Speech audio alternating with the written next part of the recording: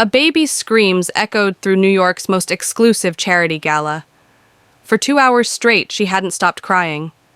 Not for the nannies, not for the pediatrician, not even for her father, one of the most powerful mob bosses in the city. Then Maria, a hotel maid earning $15 an hour, walked past the ballroom. What she said next would change 3 lives forever. This is their story. Before we begin, drop a comment and let me know where you're watching from. Are you Team Maria or Team Dante? Let's see how global our audience is today. The Plaza Hotel's spring charity gala glittered with New York's elite. Senators, CEOs, socialites in diamonds, crystal chandeliers, $50,000 tables. Everything was perfect. Until Dante Romano's 6-month-old daughter wouldn't stop screaming. Dante Romano. The name made politicians obedient and waiters nervous. At 38, he'd inherited his family's import business, code for controlling a chunk of Manhattan's underworld. But tonight, in his $15,000 tuxedo, holding his wailing daughter, he was just a desperate father with no clue what to do.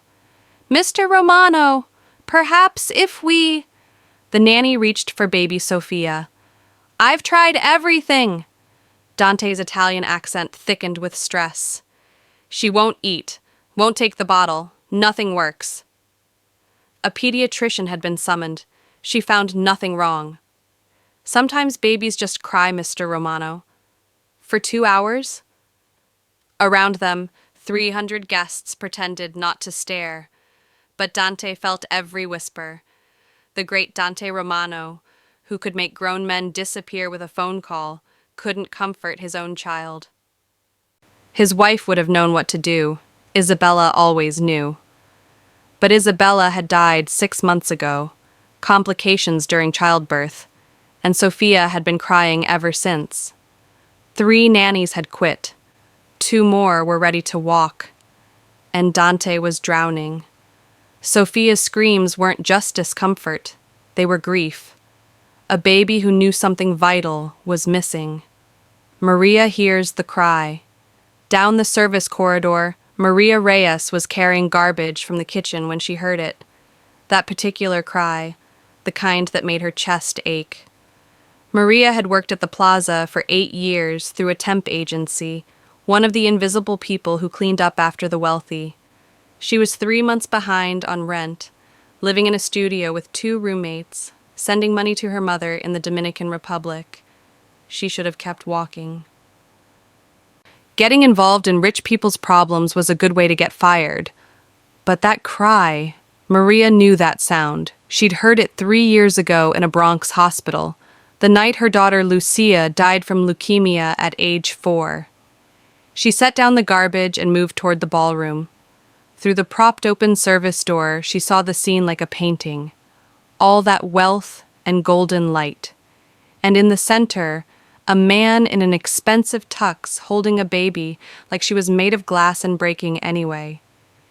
She saw his face, the exhaustion, the helplessness, the barely contained grief. Maria knew that face. She'd worn it herself. Security noticed her watching. "You need to move along, ma'am." But Maria was looking at the baby, at those tiny clenched fists, that red tear-stained face, the desperate primal grief in that cry. Maria did the stupidest thing she'd done in 8 years of staying invisible. She walked into the ballroom. The confrontation. "Ma'am, you can't be in here." The bodyguard moved to intercept. Heads turned. A maid in uniform walking through the spring gala. The whispers erupted. "Security!" "Wait!" Dante's voice cut through the chaos. He was looking at Maria with the intensity of a drowning man spotting a life raft. Maria stopped 3 feet away. Up close, she could see the designer labels, the Rolex, the tattoos at his collar. She could also see the dark circles under his eyes and the desperate love in how he held his daughter. "I don't mean to intrude, sir," Maria said quietly, "but I know that cry." "Everyone in this room knows that cry," a nanny muttered. We've been listening for 2 hours. Maria shook her head. No, I know it. That's not hunger, that's not colic. She met Dante's eyes. That's grief. The ballroom went silent. Even Sophia's cries seemed to soften. What did you say? Dante whispered. Your daughter is grieving, sir. She's looking for someone. Someone whose heartbeat she fell asleep to for 9 months. Maria's voice was gentle but certain. She needs her mother. A woman gasped. The nanny looked stricken. And Dante Romano, who'd stared down rival families without blinking, felt tears burn his eyes. Her mother is dead, he said, voice breaking. I know, Maria whispered. Mine is too. The moment stretched. Sophia's cries had become whimpers, like she sensed something changing. Dante looked at his daughter, then at this stranger who'd seen what no one else had. Can you... He couldn't finish the question. Maria held out her arms. Everything in Dante screamed not to hand his daughter to a stranger, but Sophia was crying, and nothing else had worked. Slowly, he placed Sophia in Maria's arms. The miracle. Maria pressed the baby against her chest, over her heart, and began to sway. Then she did something she hadn't done in 3 years. She sang. A Spanish lullaby. Soft, cracked with emotion, but steady. The same one she'd sung to Lucia every night. Sophia's crying stuttered. Stopped. 300 people held their breath. The baby's tiny fist grabbed Maria's uniform. Her breathing slowed. Her red, swollen eyes began to close. Within 90 seconds, Sophia was asleep. You could have heard a pin drop. Dante stared at his daughter, peacefully asleep for the first time in hours, then at Maria. Tears streamed down the maid's face. Who are you? He whispered. Nobody, sir. Just somebody who understands what she's lost. And Dante knew 2 things with absolute certainty. This woman had just saved his daughter, and he couldn't let her leave. The offer. For 10 minutes, no one moved. Maria stood swaying with Sophia while the Gala watched in silence. Finally, Dante found his voice. What's your name? Maria Reyes. How long have you worked here? 8 years, through the temp agency. You're not a nanny? No childcare training? No, sir, just a mother who remembers. Dante studied her. She looked tired, the kind of tired from working double shifts. Her uniform was worn, her hands were rough from chemicals. But she'd just done what 6 professional nannies couldn't. How much do you make hourly? Maria tensed. That's personal, sir. Maria, how much? $15 an hour.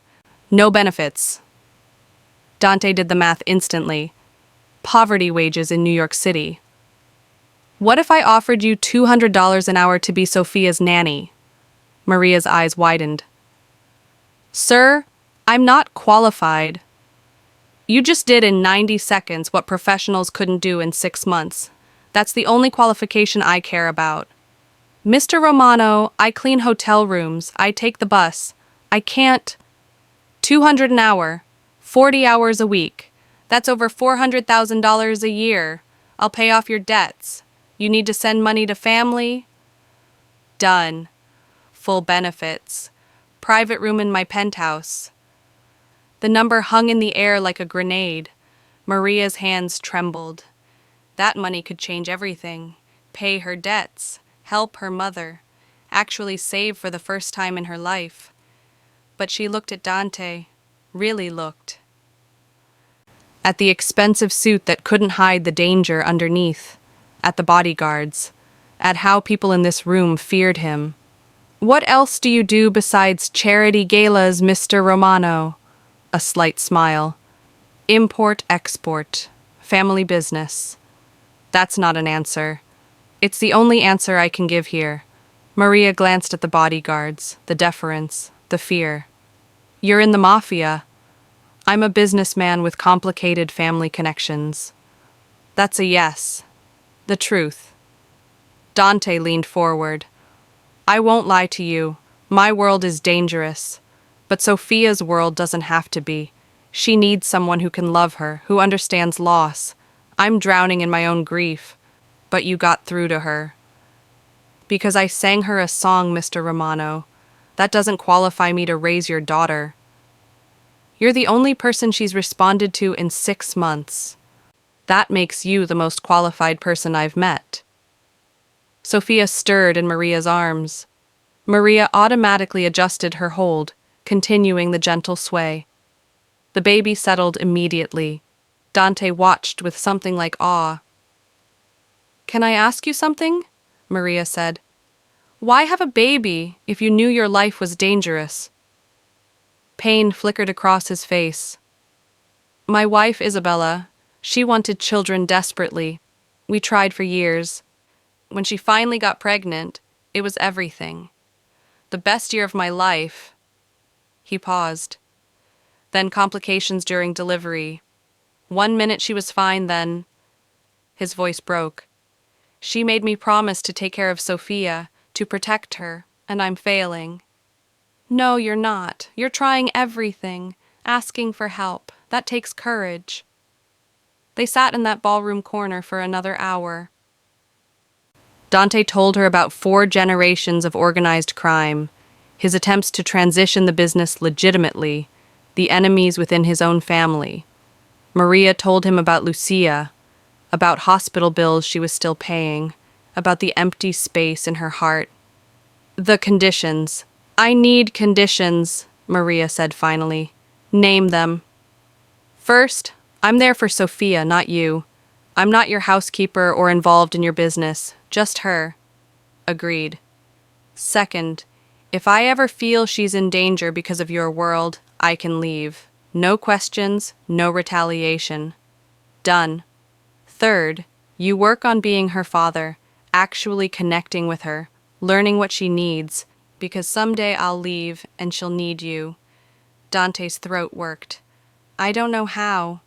You'll learn. We both will. Maria looked down at Sophia one more time. At this motherless baby who'd found comfort in a stranger's arms. This second chance to mother someone, even temporarily. It was insane, dangerous, everything her survival instincts screamed against. But she remembered Lucia, remembered how she'd give anything for one more day. And here was Sophia, who needed someone. Okay, Maria whispered. I'll do it. 1 month trial. If it doesn't work, I walk away with 2 months' pay. Dante extended his hand. Deal. Maria looked at his scarred, tattooed hand, then at Sophia. She shook it. Moving.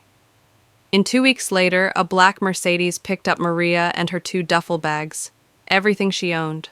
The driver, Tony, a bodyguard from the Gala, loaded her bags. Morning, Miss Reyes. Just Maria. Boss says you get respect, so it's Miss Reyes. But he smiled. The Tribeca penthouse had floor-to-ceiling windows overlooking the Hudson, furniture like modern art, a kitchen bigger than her entire old apartment.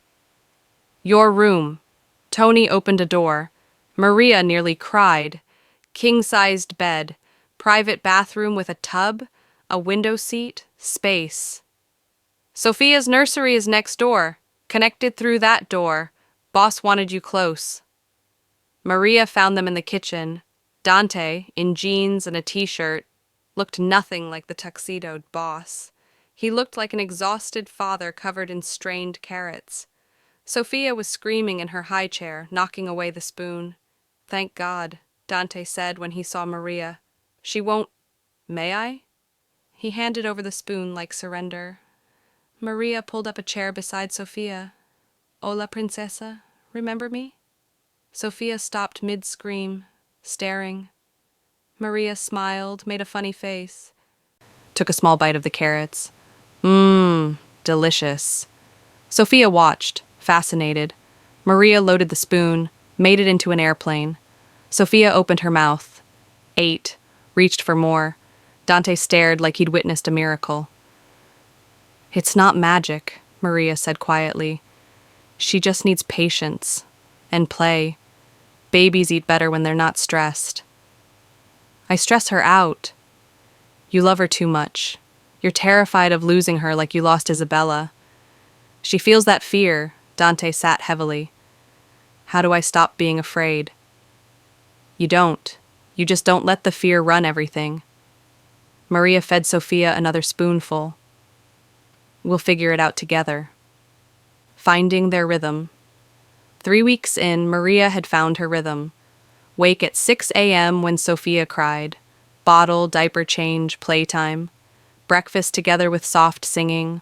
Morning nap.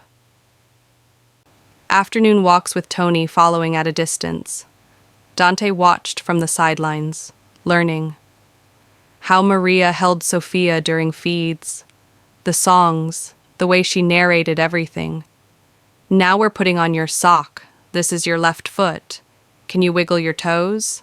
She's 6 months old, Dante said. She doesn't understand. Not yet. But she hears language, learns patterns, feels connected.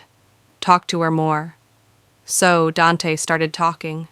At first, telling a baby about shipping manifests felt ridiculous. But Sophia would stop fussing when she heard his voice, would reach for him when he came home. Sophia started smiling, laughing. By week 4, sleeping through the night. I don't know what you're doing, Dante said one evening, but it's working. I'm showing her she's safe, that the world isn't all loss. Maria looked at Sophia's peaceful face. She's strong, like her mama probably was. Isabella would have liked you. Would she be okay with this, me being here? She made me promise to take care of Sophia, to give her love, not just security. You're helping me keep that promise. She'd be grateful. The word 2 months in, Maria was reading Sophia a bedtime story when it happened. Sophia reached up, touched Maria's face and said, Mama. Maria froze. Sophia smiled. Mama. No, sweetie, I'm Maria. I'm your... But she couldn't finish. What was she? Sophia kept saying it. Mama, mama, mama. Maria heard a sound at the door. Dante stood there, face unreadable. I'm sorry, Maria said quickly, standing. I didn't teach her that. I always say I'm Maria, but she... It's okay. It's not.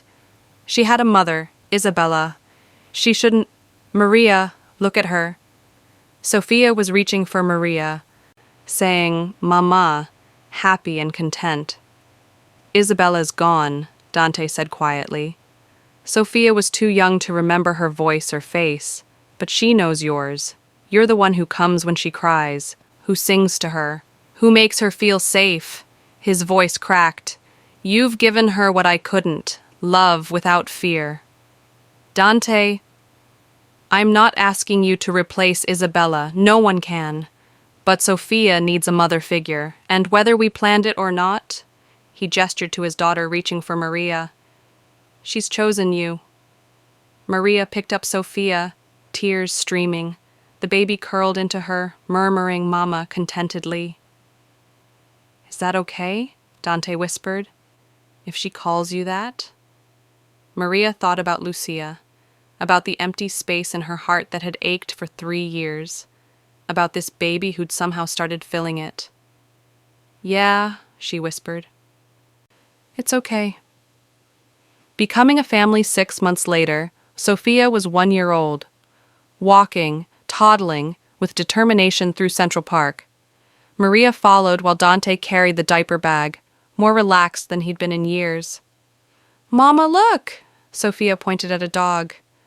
I see, baby. That's a big dog. Woof, Dante grinned. 6 months ago, he couldn't imagine this. His daughter happy, healthy, thriving. You're staring, Maria said. Can't help it. You're both beautiful. Maria blushed. Over 8 months, something had shifted between them. Late-night conversations after Sophia slept, shared glances, hands brushing. Dante, we can't... I know. You're here for Sophia. She's all that matters. I agree, But hypothetically, if someone wanted to take you on a real date, hypothetically, Maria's lips twitched. Very hypothetically. I'd say that person should ask directly. Dante stopped walking. Maria Reyes, would you have dinner with me? As more than Sophia's nanny. Maria looked at him, this dangerous man who'd become gentle, this mob boss who'd learned to be a father. Yes. Sophia chose that moment to trip and fall. She looked up, lip trembling, but this time she wasn't reaching for Maria. She was reaching for Dante. Papa, up. Dante's eyes went wide. He picked her up, and Sophia wrapped her arms around his neck. Papa, she said again, content. Dante looked at Maria over Sophia's head, tears in his eyes. See, Maria said softly, you're not failing her. You never were. The resolution. That night, after Sophia was asleep, Maria and Dante sat on the penthouse balcony. City lights spread below like scattered stars. I never thanked you properly, Dante said. You paid me a fortune. That's thanks enough. Money isn't why you stayed. No, Maria admitted. It's not. Then why? She thought about her empty apartment, the grief that had consumed her, the little girl who'd brought her back to life. Because Sophia needed me, and I didn't realize how much I needed her. Both of you. He took her hand. I'm still working on getting out of the family business. It's slow, but I'm doing it. For Sophia, for us, for whatever we're building. I know, and I'm not going anywhere. From the baby monitor, Sophia murmured in her sleep, Mama, Papa. Dante laughed softly. She's got both of us now. Yeah, she does. They sat as the city hummed below, two broken people who'd found healing in an impossible place, a mob boss learning to be a father, a grieving mother learning to love again, and a baby who'd brought them together. It wasn't the life Maria had planned. It was better.